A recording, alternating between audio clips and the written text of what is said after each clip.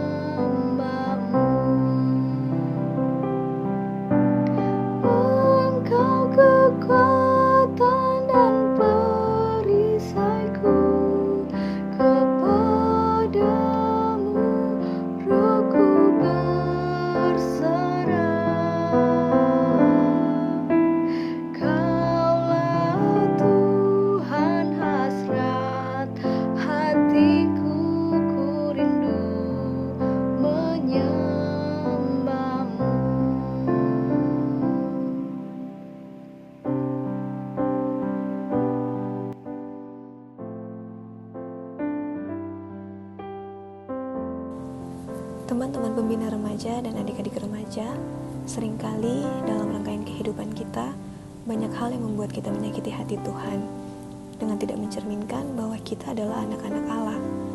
Kita lalai melakukan apa yang seharusnya kita lakukan. Mari dengan kerendahan hati, kita sujud di hadapannya, menyerahkan setiap harapan, kerinduan, bahkan pergumulan hidup kita ke dalam tangan Tuhan, karena Tuhan kitalah yang sanggup menerima dan mengubahkan hidup kita menjadi baru. Kita berdoa. Puji dan syukur kami naikkan kehadirat-Mu Tuhan, karena atas perkenanan-Mu Tuhan kami boleh ada sebagaimana kami ada. Kami masih diberikan nafas kehidupan, kami masih diberikan kesehatan serta kekuatan. Tuhan, kami bermohon kepada Engkau Tuhan, kiranya Engkau mau hadir di tengah-tengah peribadatan kami, dimanapun kami berada Tuhan, agar di mana peribadatan kami ini boleh terlaksana seturut dengan kehendak-Mu saja. Terima kasih banyak Tuhan. Pada kesempatan kali ini juga kami berdoa untuk setiap salah dan dosa yang telah kami perbuat melawan kehendak-Mu Tuhan. Perbarui kami Tuhan, suci kuduskan hati dan pikiran kami, agar di mana kami layak untuk berada di hadapan Kau Tuhan. Kami layak untuk memuji dan memuliakan nama-Mu Tuhan. Ampuni setiap salah dosa yang telah kami perbuat melawan kehendak-Mu. Di dalam nama Tuhan Yesus, haleluya.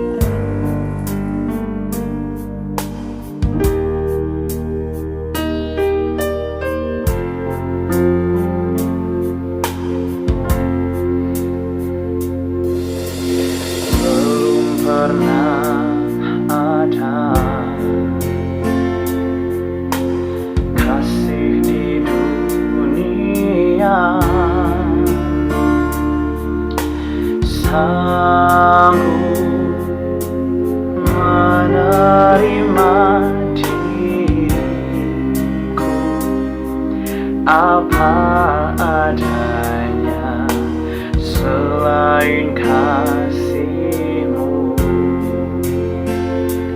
Yesus.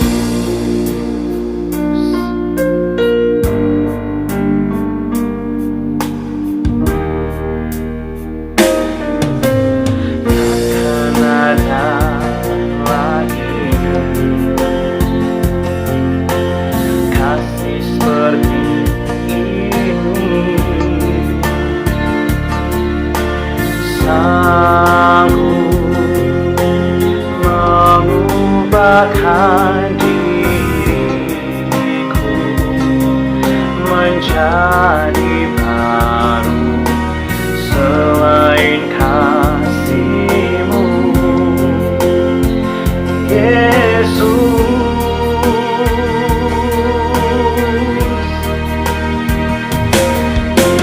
Kau ku kagumi dalam hati, kasih-Mu tiada duanya. Sampai kini ku akui kasih-Mu tiada duanya. Ku kagumi dalam hati, kasih-Mu tiada duanya. Sampai kini ku kagumi kasih-Mu tiada duanya.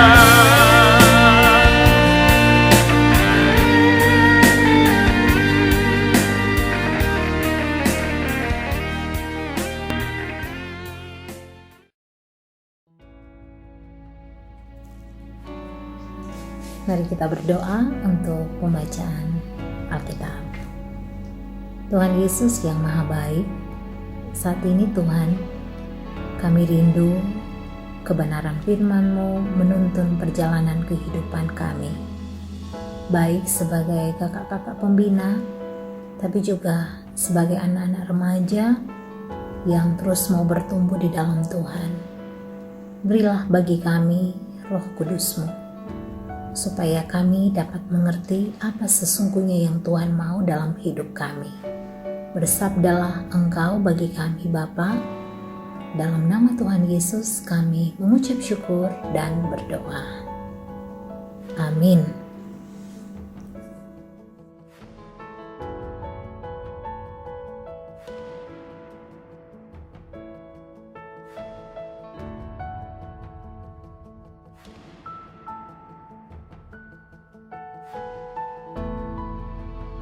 Ya, bacaan Alkitab kita malam hari ini dalam Kisah Para Rasul pasal yang kedua, ayat yang ke-38 dan ayat 39. Kisah Para Rasul pasal yang kedua, ayat 38 dan ayat yang ke-39. Firman Tuhan bilang begini. Jawab Petrus kepada mereka, "Bertobatlah dan hendaklah kamu masing-masing memberi dirimu dibaptis dalam nama Yesus Kristus untuk pengampunan dosamu, maka kamu akan menerima karunia Roh Kudus. Sebab bagi kamulah janji itu, dan bagi anak-anakmu, dan bagi orang yang masih jauh, yaitu sebanyak yang akan dipanggil oleh Tuhan Allah kita." Demikian bacaan firman Tuhan. Tuhan memberkati firman-Nya yang kudus. Amin.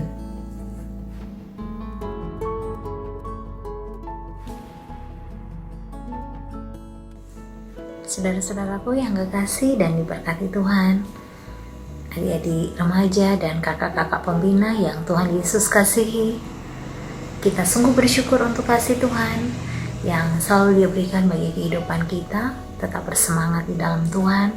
Roh Kudus tetap bekerja dalam kehidupan kita. Roh Kudus tetap tinggal dalam kehidupan kita, dan kita dimampukan untuk menjalani kehidupan ini dalam Tuhan. Ya, adakah di antara kita yang namanya Petrus? Adik-adik remaja ada yang nama Petrus? Atau kakak-kakak pembina? Mungkin papa kita, opa kita namanya Petrus. Adakah di antara kita yang tahu arti dari Petrus? Petrus itu artinya batu karang. Nah, saudara-saudaraku yang diberkati Tuhan, Petrus dalam Alkitab adalah salah satu murid Tuhan Yesus yang boleh dibilang dia menonjol. Kalau mungkin di sekolah, kita tentu punya teman, atau bisa jadi kita yang boleh dibilang menonjol. Kita menonjol karena orang tahu bahwa kita ini adalah seorang yang pintar. Kita menonjol karena banyak karya yang boleh kita tunjukkan. Tapi juga ternyata ada orang yang menonjol, dikenal oleh banyak orang, bukan karena hal positif, bukan karena pintar, rajin, dan karya-karya yang luar biasa hebat yang dia tunjukkan, tapi justru dia menonjol karena kenakalannya, kemalasannya, dan kebodohannya. Berharap supaya adik-adik remaja sekalian bisa menonjol karena hal-hal positif yang boleh ditunjukkan. Amin.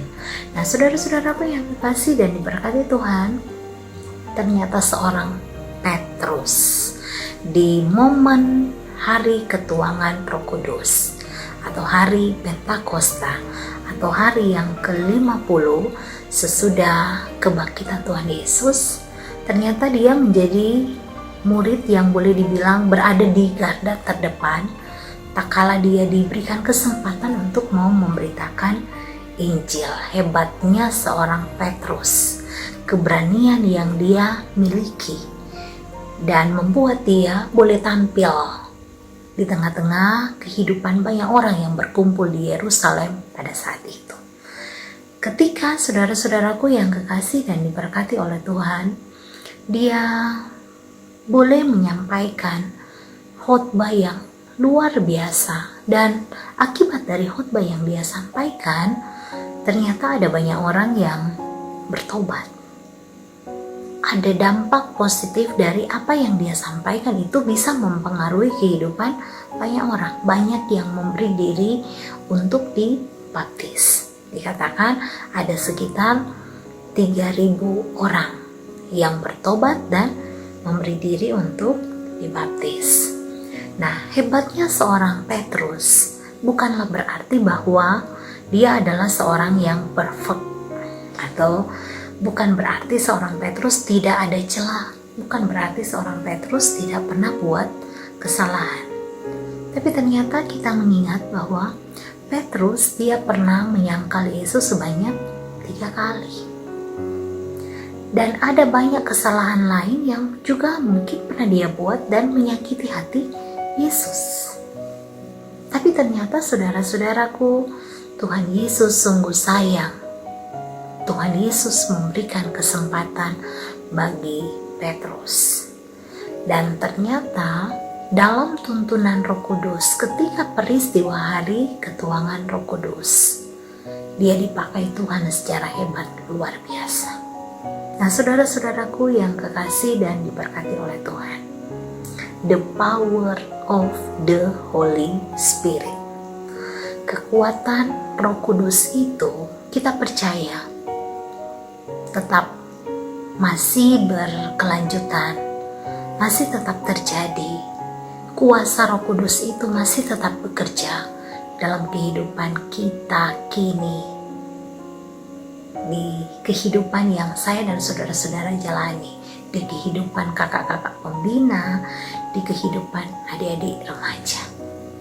Kita belajar bahwa ternyata Roh Kudus itu bisa membaharui kehidupan manusia. Belajar dari seorang Petrus, belajar dari kehidupan banyak orang yang berkumpul di Yerusalem pada saat itu. Dan ketika Roh Kudus ada membaharui kehidupan adik-adik remaja, pastinya kita akan berupaya untuk meninggalkan cara-cara kita yang lama yang tidak berkenan kepada Tuhan. Ya, Roh Kudus mengubahkan kehidupan kita menjadi anak remaja yang tetap setia kepada Tuhan kendati pun ada di keadaan kondisi yang sulit. Lalu kemudian Roh Kudus membaharui kehidupan kita untuk semakin lagi setia mau memberitakan firman, bukan nanti kita menjadi pendeta, penatua, syemasi, kakak-kakak pembina, ya. Dan kita belajar bahwa Roh Kudus bisa mempersatukan kehidupan manusia, ya. Itu contoh bahwa ternyata orang-orang yang berkumpul kala itu dari berbagai tempat, mereka dipersatukan. Mereka boleh mengerti dengan tuntunan Roh Kudus. Komunikasi yang awalnya sukar, dengan kuasa Roh Kudus bisa menjembatani komunikasi yang awalnya tidak saling mengerti satu dengan yang lain.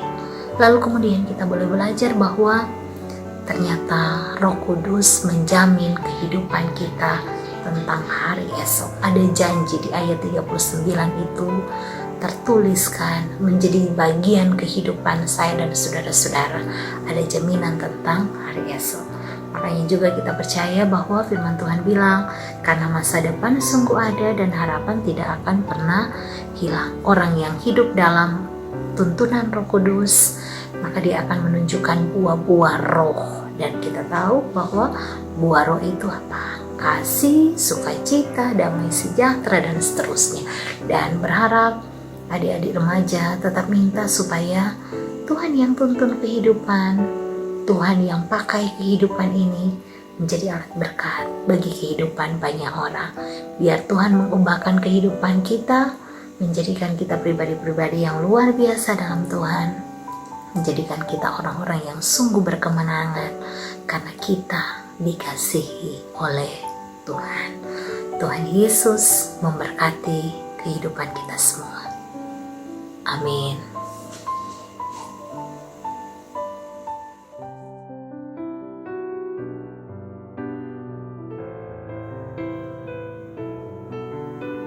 Mari kita berdoa.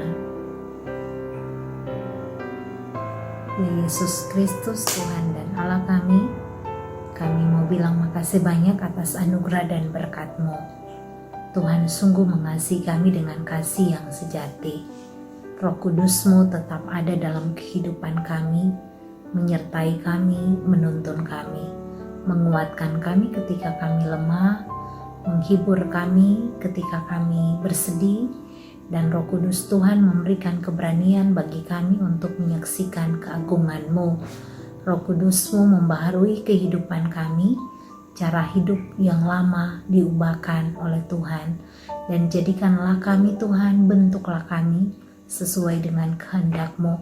Ya Roh Kudus, persatukanlah selalu kehidupan kami, dan kuasa Roh Kudus-Mu biar kiranya akan selalu mengingatkan kami bila mana dalam perjalanan yang hendak kami mau tempuh, tetap terus mengandalkan Tuhan dalam segala perkara. Kami bersyukur buat jumpa kudus di saat ini. Berkatilah adik-adik remaja dalam kehidupan mereka, dalam pergaulan mereka, dalam kerinduan untuk masa depan. Biar Tuhan selalu memberkati. Di masa-masa peralihan, biar Tuhan pun menolong. Ketika pun menjalani hidup saat ini di masa pandemi COVID-19 mengakibatkan adik-adik remaja masih belajar di rumah, Tuhan pun tetap memberkati dan diberkati bersama dengan orang tua keluarga yang terkasih, diberkati kakak beradik, diberkatilah juga kehidupan dalam kerja dan pelayanan dari kakak-kakak pembina. Tuhan memberkati Komisi Remaja Nafiri Bitung, penatuanya untuk yang kekasih kakak Virgin Runtu Carlos, diberkati bersama dengan teman-teman komisi lainnya, diberkati pemberian diri mereka. Dan kami pun berdoa Tuhan bagi keluarga kami, bagi saudara-saudara kami yang sakit, mohon Tuhan sembuhkan.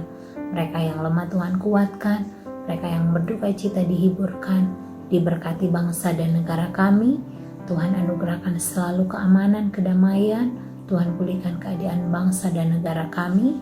Tuhan pulihkan dunia ini, dan biar kiranya Tuhan yang selalu menyertai kehidupan semua kami untuk tetap menaruh pengharapan kepada Tuhan.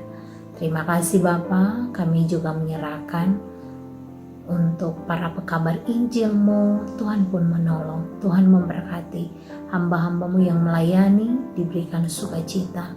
Dan kami pun berdoa Bapa untuk saudara-saudara kami yang sudah lanjut usia, oma opa, Tuhan memberkati. buat Tante Ong, Bapak Ibu yang janda duda, Engkau pun memberkati.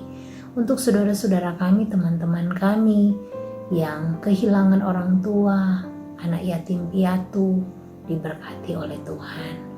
Terima kasih Bapa, hanyalah kepadamu kami mau serahkan seluruh kehidupan ini, dan jadilah menurut kehendak Tuhan.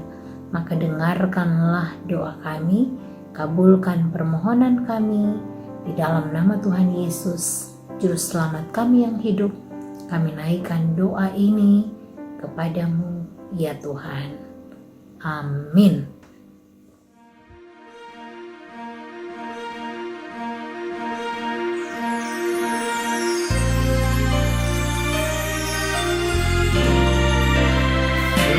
Kiranya Engkau memberkati aku berlimpah-limpah dan memperluas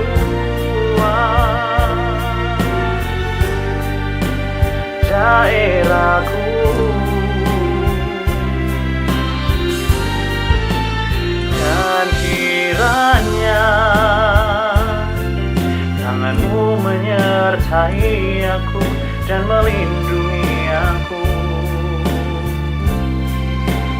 daripada malapetaka, sehingga kesakitan tidak menimpa aku.